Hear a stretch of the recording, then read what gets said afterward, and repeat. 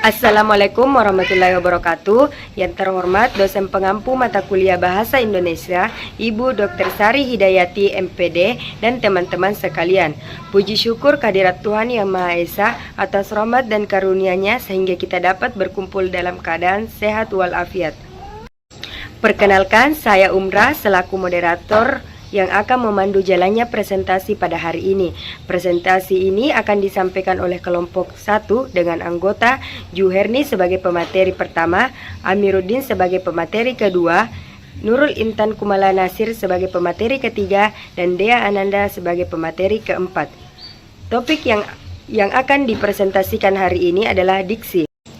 Untuk memulai sesi penyampaian materi, saya persilakan Juherni untuk menyampaikan bagian pertama.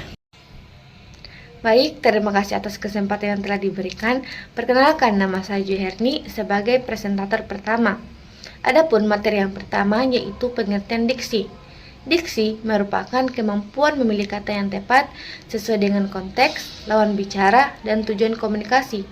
Kata yang tepat tidak hanya mempertimbangkan makna dasar saja, tetapi juga gaya bahasa dan efek yang ingin ditimbulkan, sehingga pesan dapat tersampaikan dengan jelas dan tidak menimbulkan kesalahpahaman. Dengan diksi yang baik, pesan juga akan tersampaikan dengan baik, penyampaian lebih menarik, dan hubungan dengan lawan bicara lebih terbangun. Agar diksi digunakan dengan tepat, ada beberapa aspek yang perlu diperhatikan. Yang pertama yaitu ketepatan makna. Ketepatan makna adalah pemilihan kata yang sesuai dengan maksud penutur atau penulis, baik itu makna denotatif maupun konotatif. Misalnya, dalam situasi sopan, ungkapan beliau sudah wafat lebih tepat digunakan daripada dia sudah mati. Yang kedua yaitu ketepatan konteks, menuntut kita untuk menyesuaikan kata dengan situasi formal, non-formal, lisan maupun tulisan. Misalnya dalam tugas kuliah, kata menggunakan lebih tepat daripada kata pakai. Yang ketiga yaitu ketepatan istilah. Berarti penggunaan istilah harus sesuai dengan bidang tertentu agar tidak menimbulkan kesalahpahaman. Misalnya dalam kata demam lebih tepat daripada panas dalam menjelaskan kondisi kesehatan.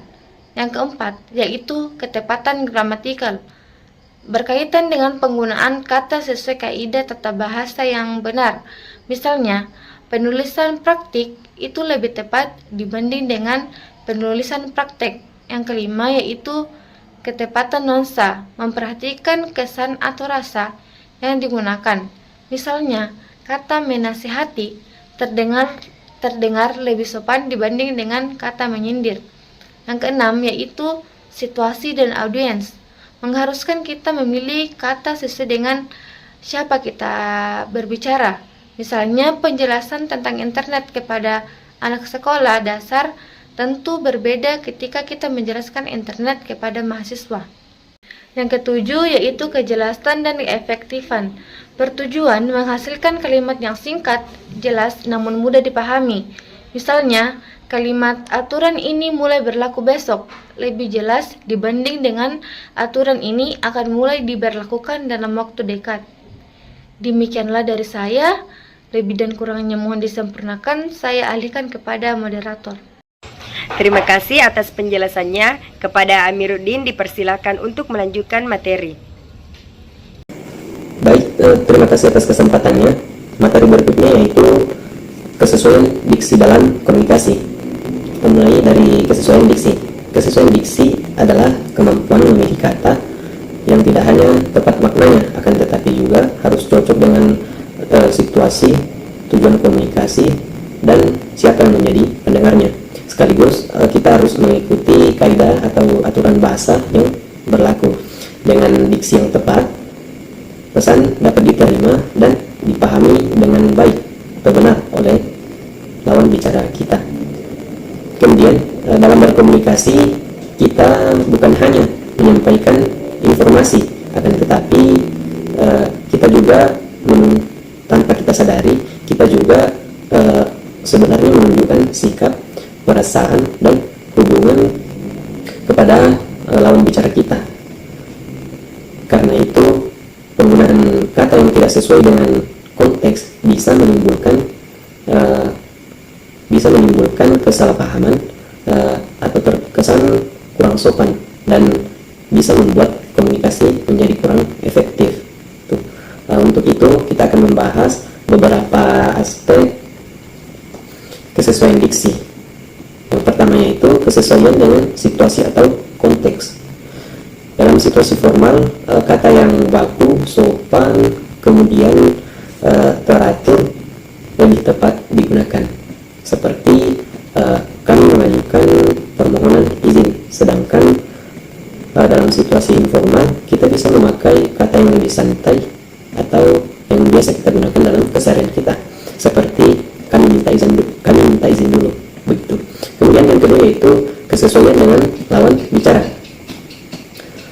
Pemilihan kata perlu menyesuaikan usia, pendidikan, budaya, dan pengetahuan orang yang kita ajak bicara. Jadi tentu kita harus memilih sebuah kata yang benar-benar tepat terkait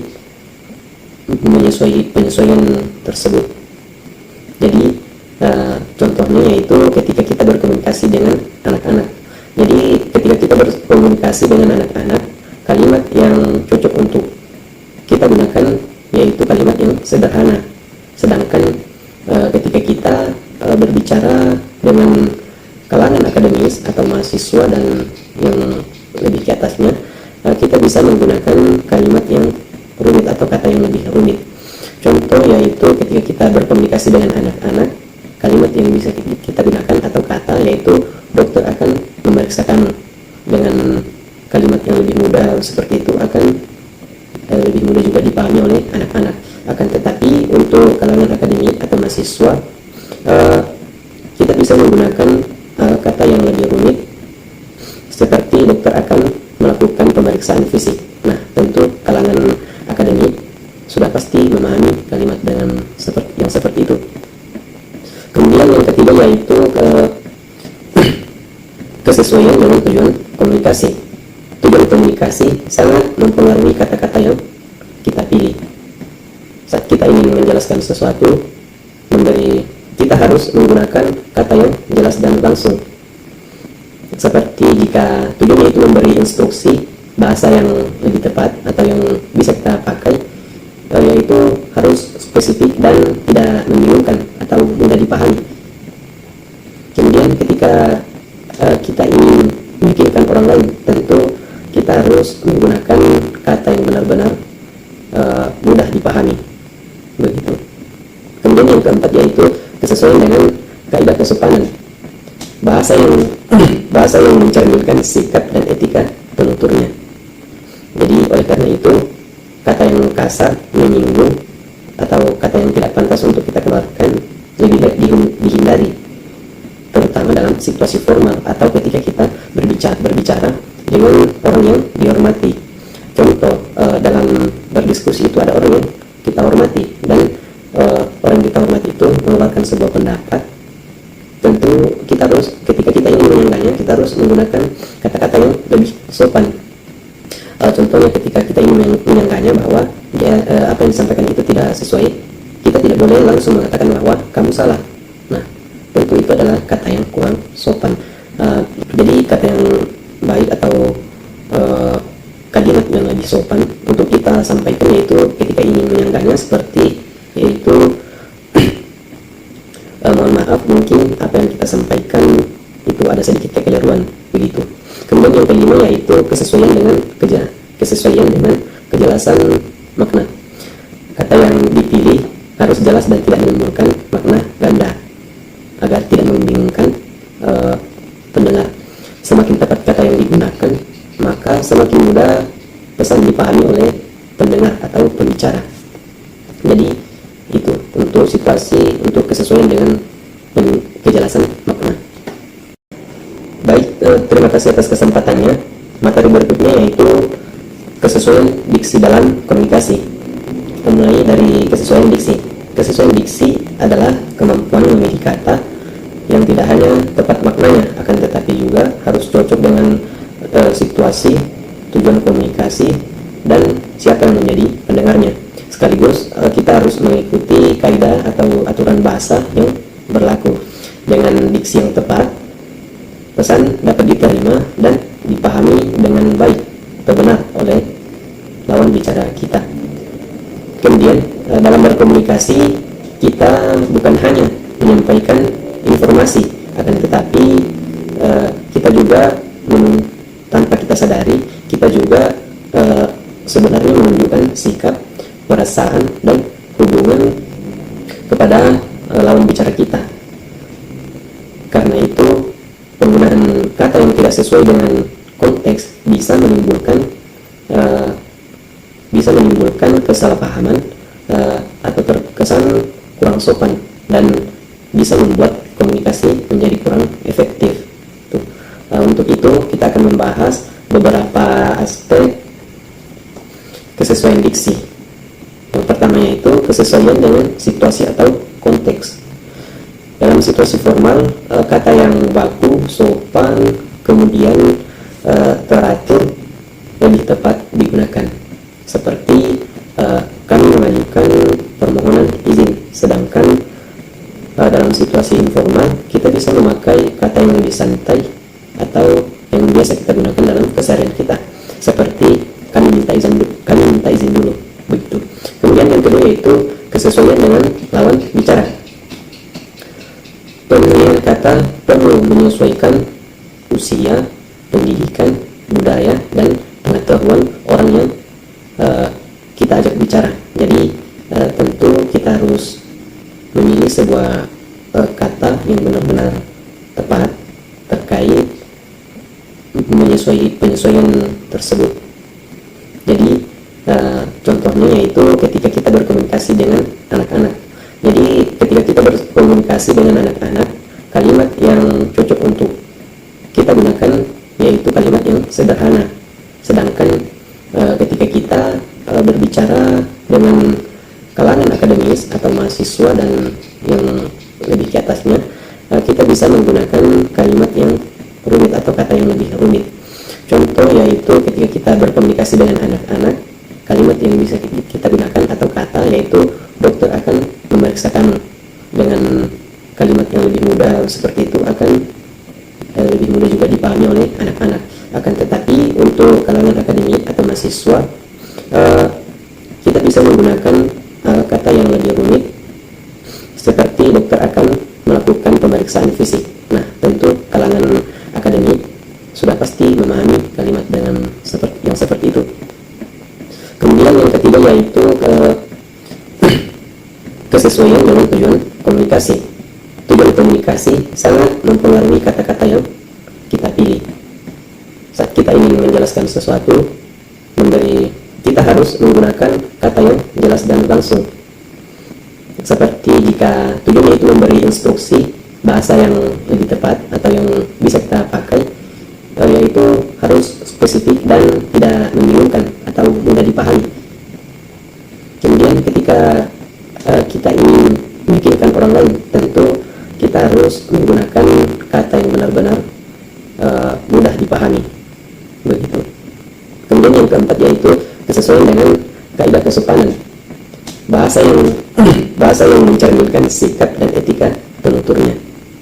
Jadi oleh karena itu kata yang kasar, menyinggung, atau kata yang tidak pantas untuk kita keluarkan lebih baik dihindari, terutama dalam situasi formal atau ketika kita berbicara dengan orang yang dihormati. Contoh, dalam berdiskusi itu ada orang yang kita hormati dan orang yang kita hormati itu mengeluarkan sebuah pendapat. Tentu ketika kita ingin menyanggahnya, kita harus menggunakan kata-kata yang lebih sopan. Contohnya ketika kita ingin menyanggahnya bahwa apa yang disampaikan itu tidak sesuai, kita tidak boleh langsung mengatakan bahwa kamu salah. Nah, tentu itu adalah kata yang kurang sopan. Jadi kata yang baik atau kalimat yang lebih sopan untuk kita sampaikan yaitu ketika ingin menyanggahnya seperti yaitu mohon maaf, mungkin apa yang kita sampaikan itu ada sedikit kekeliruan, begitu. Kemudian yang kelima yaitu kesesuaian dengan kejelasan makna. Kata yang dipilih harus jelas dan tidak menimbulkan makna ganda agar tidak membingungkan pendengar. Semakin tepat kata yang digunakan, maka semakin mudah pesan dipahami oleh pendengar atau pembicara. Jadi itu untuk situasi, untuk kesesuaian dengan kejelasan makna. Kepada Intan Kumala Nasir dipersilakan untuk melanjutkan materi. Assalamualaikum warahmatullahi wabarakatuh. Perkenalkan, nama saya Nurul Intan Kumala Nasir. Pada kesempatan kali ini, saya akan memaparkan 3 materi. Yang pertama, perbedaan makna denotatif dan makna konotatif. Yang kedua, perbedaan antara kata umum dan kata khusus. Dan yang ketiga, perbedaan antara kata konkret dan kata abstrak. Yang pertama, perbedaan makna denotatif dan makna konotatif. Makna denotatif adalah makna kata atau kelompok kata yang sesuai dengan arti sebenarnya atau yang ada di dalam Kamus Besar Bahasa Indonesia. Contohnya seperti yang pertama, Rian bekerja keras untuk mendapatkan penghasilan yang lebih baik. Makna kata bekerja keras pada kalimat tersebut yaitu bekerja dengan sungguh-sungguh. Contoh kedua, ada 10 kambing hitam yang siap disembelih pada hari raya Idul Adha. Makna kata kambing hitam yaitu kambing yang merujuk ke hewan yang berwarna hitam.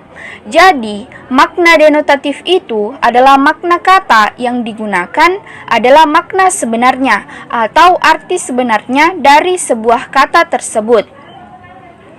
Selanjutnya, makna konotatif. Makna konotatif adalah makna yang melekat pada kata atau ungkapan kata yang bukan sebenarnya atau bisa dibilang bersifat kiasan. Contohnya seperti yang pertama, Rian harus membanting tulang untuk menghidupi keluarganya. Nah, makna kata membanting tulang bukan berarti Rian benar-benar membanting tulangnya, tetapi ini adalah ungkapan kerja keras sampai menguras tenaga. Contoh kedua, Raisya dijadikan kambing hitam oleh teman-temannya di sekolah. Nah, makna kata kambing hitam adalah orang yang tidak bersalah tetapi tetap disalahkan. Jadi, makna konotatif itu adalah makna kata yang bukan sebenarnya atau bukan arti sebenarnya dari sebuah kata tersebut dan juga bersifat kiasan. Yang kedua, perbedaan antara kata umum dan kata khusus. Kata umum adalah kata yang memiliki cakupan yang lebih luas dan dapat mencakup berbagai jenis atau kelompok objek. Sedangkan kata khusus adalah kata yang memiliki cakupan lebih sempit dan merupakan bagian dari kata umum. Kata khusus memberikan informasi yang lebih spesifik sehingga maknanya menjadi lebih jelas. Contohnya seperti tanaman merupakan kata umum karena tanaman memiliki cakupan yang lebih luas dan dapat mencakup seluruh jenis tumbuhan seperti pohon kelapa, pohon mangga, bunga, rumput, padi, dan seluruh jenis tanaman lainnya. Sementara itu, mawar adalah kata khusus karena mawar memiliki cakupan yang lebih sempit dan hanya mencakup satu jenis tumbuhan saja dengan ciri yang lebih spesifik. Contohnya seperti bunga mawar merah, bunga mawar putih. Nah, kata khusus seperti mawar ini membatasi maknanya sehingga tidak lagi mencakup seluruh jenis tanaman, tetapi hanya mencakup satu jenis tanaman saja. Yang ketiga, perbedaan antara kata konkret dan kata abstrak. Kata konkret adalah jenis diksi yang merujuk pada benda, objek, atau peristiwa yang dapat diamati secara langsung dengan panca indera. Kata ini dianggap lebih jelas karena wujudnya benar-benar ada dalam kehidupan sehari-hari. Contohnya seperti Ibu sedang mengupas apel untuk adikku. Nah, kata apel pada kalimat tersebut adalah kata konkret, karena apel adalah benda nyata yang wujudnya benar-benar ada dalam kehidupan sehari-hari. Selanjutnya, kata abstrak. Kata abstrak adalah kata yang merujuk pada konsep atau gagasan tanpa wujud fisik. Nah, kata ini biasanya berkaitan dengan perasaan, sifat atau karakter, nilai atau ide yang dapat dipahami melalui proses berpikir, bukan pengamatan langsung. Contohnya seperti perasaan bahagia itu tidak bisa disembunyikan. Nah, kata perasaan bahagia ini adalah kata abstrak karena kata tersebut tidak dapat dilihat dan diamati, tetapi hanya dapat dirasakan dalam hati. Nah, bahagia adalah kondisi emosional yang tidak berwujud, sehingga disebut kata abstrak. Itulah tadi pemaparan materi dari saya. Sekian dari saya. Wassalamualaikum warahmatullahi wabarakatuh. Kepada Dea Ananda dipersilakan untuk melanjutkan materi. Assalamualaikum warahmatullahi wabarakatuh. Perkenalkan, saya Dea Ananda. Saya akan memaparkan tentang definisi dan ciri-ciri bahasa baku serta bahasa tidak baku. Bahasa baku adalah ragam bahasa yang digunakan dalam situasi formal dan resmi, dengan kaidah yang telah ditetapkan oleh Kamus Besar Bahasa Indonesia. Bahasa baku digunakan dalam komunikasi resmi untuk menetapkan kejelasan dan profesionalisme, biasanya digunakan dalam laporan ilmiah, skripsi, serta pidato resmi. Adapun ciri-cirinya, yang pertama, mengikuti kaidah ejaan yang benar. Bahasa baku mengatur penggunaan penulisan ejaan seperti huruf vokal, konsonan, huruf kapital, tebal, miring, garis bawah, serta penggunaan tanda baca. Yang kedua, memakai kosakata yang sesuai dengan kamus dan aturan resmi. Seperti contohnya kata risiko, bukan resiko. Adapun contoh lainnya seperti kata aktif, bukan aktif. Yang ketiga, menggunakan struktur kalimat yang jelas dan lengkap. Di sini kita perlu memahami dan menerapkan pola struktur kalimat seperti subjek, objek, predikat, dan keterangan, agar pesan yang disampaikan itu mudah dipahami dan tidak ambigu. Yang keempat, tidak banyak dipengaruhi oleh bahasa asing dan bahasa daerah. Penggunaan bahasa Indonesia baku tidak tercampur dengan istilah-istilah bahasa daerah seperti bahasa Bugis dan bahasa Jawa, bahasa asing seperti bahasa Inggris dan bahasa Arab, melainkan harus sesuai dengan pedoman Kamus Besar Bahasa Indonesia yang telah ditetapkan. Yang kelima, kosakatanya bersifat netral dan tidak emosional, memiliki makna yang jelas dan mudah dipahami oleh semua orang, menghindari penggunaan kata gaul. Yang keenam, dipakai dalam konteks yang bersifat resmi, biasanya digunakan dalam karya ilmiah, laporan resmi, pidato-pidato resmi. Yang ketujuh, mengutamakan ketegasan dan kejelasan makna. Prinsip komunikasi yang berfokus pada penyampaian pesan secara langsung agar mengurangi resiko kesalahpahaman, serta komunikasi secara transparan dan efektif. Yang kelima, struktur kalimat sederhana dan tidak selalu lengkap. Di sini tidak mematuhi pola subjek, predikat, objek, dan keterangan, tetapi kita bisa memahami apa maksud dari kalimat tersebut. Contohnya seperti, siapa yang datang? Ayah. Ayah ini kan subjek.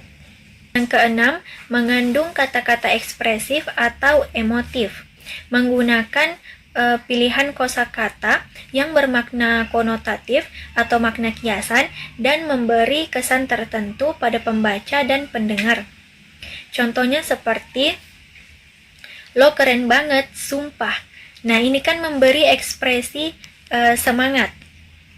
Yang ketujuh, dipakai dalam konteks tidak resmi. Misalnya dalam percakapan sehari-hari, percakapan kita dengan teman, dan teman sosial media kita. Sebagai penutup, dapat disimpulkan bahwa diksi merupakan unsur penting dalam berbahasa karena menentukan kejelasan, ketepatan, dan efektivitas penyampaian pesan. Pemilihan kata yang sesuai dengan konteks, tujuan, dan lawan bicara akan membantu menghindari kesalahpahaman serta menjaga kesantunan dalam berkomunikasi. Oleh karena itu, pemahaman dan penerapan diksi yang tepat perlu terus dilatih agar kemampuan berbahasa baik lisan maupun tulisan menjadi lebih baik dan komunikatif. Atas segala perhatiannya, kami ucapkan banyak terima kasih. Wassalamualaikum warahmatullahi wabarakatuh.